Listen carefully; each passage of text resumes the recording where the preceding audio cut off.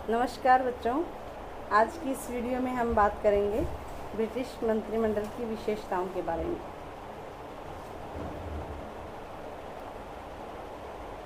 जैसा कि हम जानते ही हैं कि प्रधानमंत्री की जो नियुक्ति है सम्राट द्वारा की जाती है।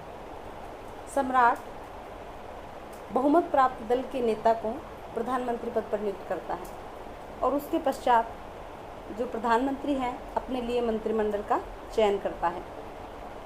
इस बारे में राजा का उस पर कोई नियंत्रण नहीं होता।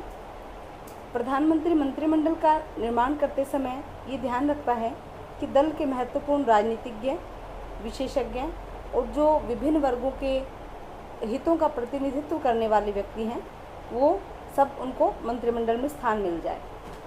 उसे राज्यसभा से भी कुछ मंत्री लेने पड़ते हैं। तो देखते हैं हम इस मंत्रिमंडलीय प्रणाली की क्या विशेषताएं हैं। प्रथम विशेषता देखें तो वो है कि सम्राट मंत्रिमंडल की बैठकों से बाहर है, अर्थात जो सम्राट है मंत्रिमंडल की बैठकों में हिस्सा नहीं लेता।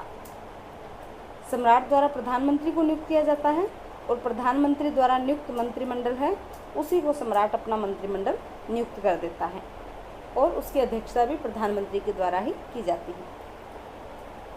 ब्रिटिश मंत्रिमंडल की अन्य विशेषता है टोली की भावना या टीम वर्क और गोपनीयता। संपूर्ण जो मंत्रिमंडल है एक टीम की भांति कार्य करता है। यदि नीतियाँ शासन की सफल होती हैं तो उसका श्रेय पूरी कैबिनेट को मिलता है, उसकी प्रशंसा होती है। इसके विपरीत यदि सरकार की नीतियाँ गलत साबित होती हैं तो पूरे मंत्रिमंडल की निंदा की जाती है। इसी के साथ मंत्रिमंडलीय शासन प्रणाली की एक महत्वपूर्ण विशेषता गोपनीयता है।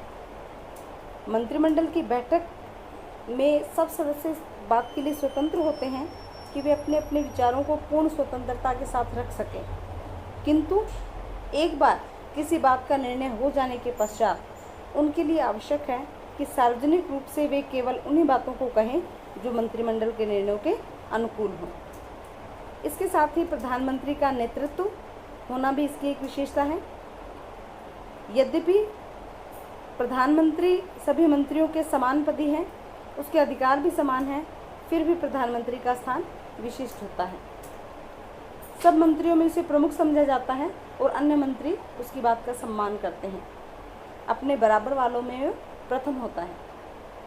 अन्य विशेषता की बात करें तो राजनीतिक सजातीयता। राजनीतिक सजातीयता का मतलब होता है कि जो मंत्रिमंडल है उसका सामूहिक उत्तरदायित्व होता है और वो सब टीम वर्क के साथ कार्य करते हैं। ये संभव इस कारण हो पाता है क्योंकि जो मंत्रिमंडल के सदस्य होते हैं वो एक ही दल के सदस्य होते हैं, एक ही राजनीतिक दल के होते हैं। वो दलगत प्रणाली के कारण ही सभी एक ही विचारधारा के व्यक्ति होते हैं, सभी के उद्देश्य भी समान होते हैं और एक उनका सब समस्याओं को या शासन की नीतियों के प्रति उनका दृष्टिकोण भी एक सा होता है। तो इसे राजनीतिक सजातीयता कहा जाता है। अन्य विशेषता कार्यपालिका और व्यवस्थापिका के संबंधों में घनिष्ठता होना। मंत्रिमंडल जो है संसद के प्रति उत्तरदायी होता है। कार्यपालिका का निर्माण व्यवस्थापिका में से किया जाता है। वे ही सदस्य मंत्री बन सकते हैं जो कि संसद के सदस्य हों। यदि कोई मंत्री संसद का सदस्य नहीं है तो उसे संसद का सदस्य बनना आवश्यक होता है। प्रत्येक कार्य के लिए जो मंत्री होता है वो संसद के प्रति उत्तरदायी होता है और मंत्रिमंडल केवल तभी अपने पद पर रह सकता है जब तक उसे लोक सदन में विश्वास प्राप्त हो। इसके अतिरिक्त ब्रिटिश मंत्रिमंडल की एक अन्य विशेषता है मंत्रिमंडल का लोक सदन के विघटन का अधिकार। मंत्रिमंडल को ये अधिकार है कि मतभेद के समय वो लोक सदन को विघटित करा सकता है। अपने किसी कार्य के लिए यदि मंत्रिमंडल संसद का विश्वास प्राप्त न कर सके तो वह लोक सदन को भंग कराने की सिफारिश है वो सम्राट को कर सकता है। इसके बाद एक महत्वपूर्ण विशेषता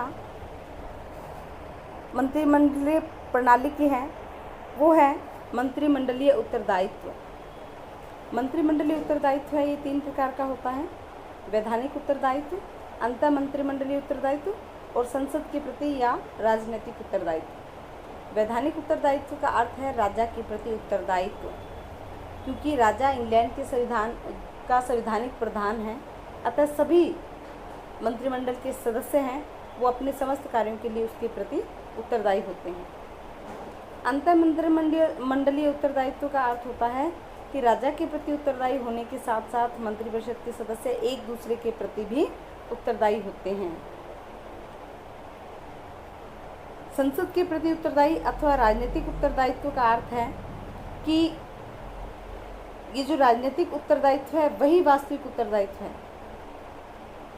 संसद के प्रति मंत्रिमंडल के उत्तरदायित्व को शासन कला एवं विज्ञान को ब्रिटेन की मुख्य देन मानी जा सकती है।